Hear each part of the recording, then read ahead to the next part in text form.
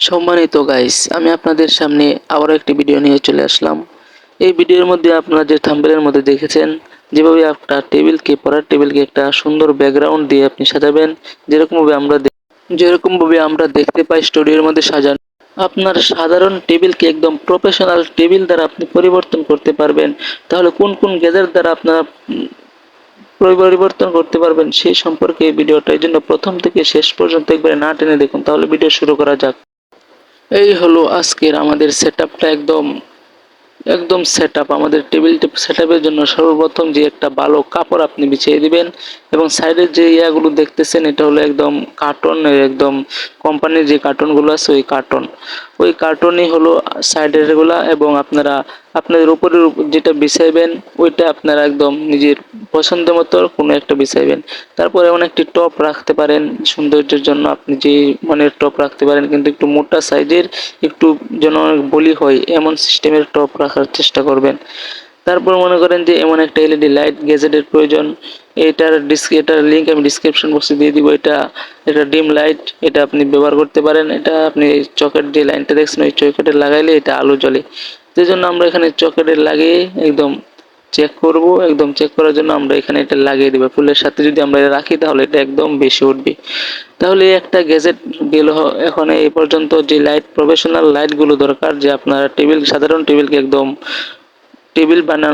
Professional table বানানোর জন্য, এই জন্য একটা লাইটের গ্যাজেট গেল, যেটা হয় যে আপনারা দেখতে পাচ্ছেন সেটা হলো ডিম মাশরুম লাইট, যেটা ডিম লাইট হিসাবে আপনি ব্যবহার করতে পারেন।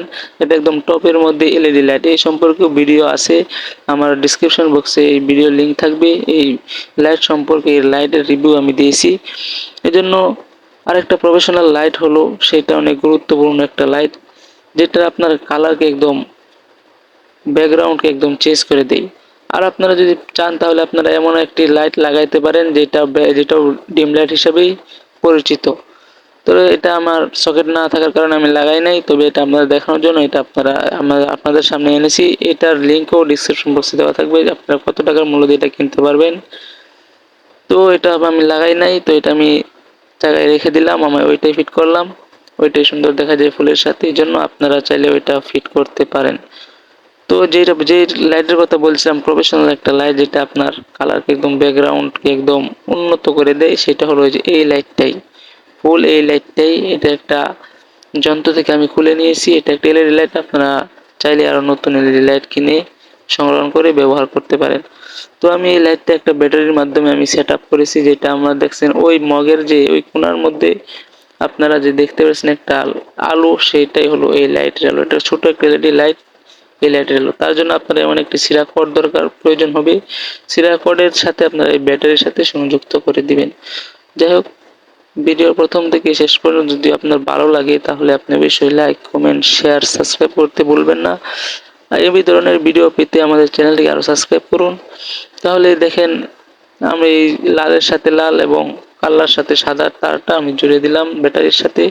জুড়ে দেওয়ার পর আমরা এটা ওই সাইডে সেট করব।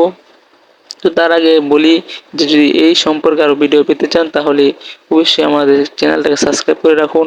এবং সামনে আমি আরেকটা নতুন ভিডিও দেব, যেটা আপনারা এমন একটা মিনি স্টুডিও তৈরি করতে পারেন যেখানে আপনি রিভিউ দিতে পারেন, যেভাবে আপনি কোনো গ্যাজেটের রিভিউ দিতে পারেন যেটা প্রফেশনাল হিসাবে প্রয়োজনীয় হবে। তো আমি ওই এলইডি লাইটটা, প্রফেশনাল লাইটটা দেখেন আমি এখানে ফিট করে দিলাম।